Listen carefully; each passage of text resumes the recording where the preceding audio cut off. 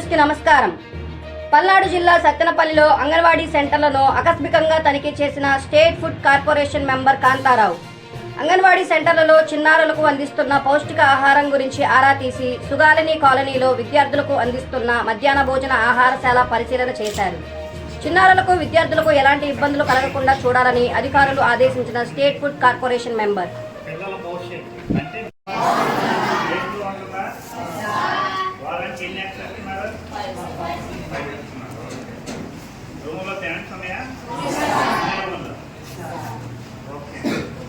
నా పేరు B Kantharao, AP food commission member.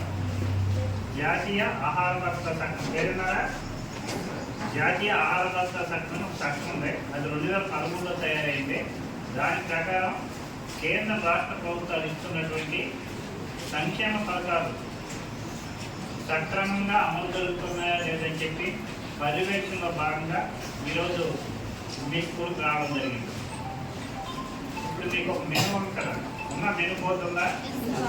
ఆ మెనూ బోర్డు సక్రమంగా అమలు జరుగుతుందా లేదా, ఏదైతే క్వాంటిటీ ఉందో ఒక రోజుకి ఎంత వెజిటేబుల్ వాడాలి, ఎంత ఆయిల్ వాడాలి, ఇవన్నీ కూడా ఉంటుంది మెనూ. దాని ప్రకారం సక్రమంగా అమలు జరుగుతుందో లేదో చూడటం కోసం జిల్లా అధికారులు అన్ని విభాగాల అధికారులతో కలిసి ఈరోజు మీ యొక్క స్కూల్కి తనిఖీ నిమిత్తం రావడం జరిగింది. మీరందరూ కూడా ఎక్కువ మంది మీ గ్రామీణ ప్రాంతాలైనా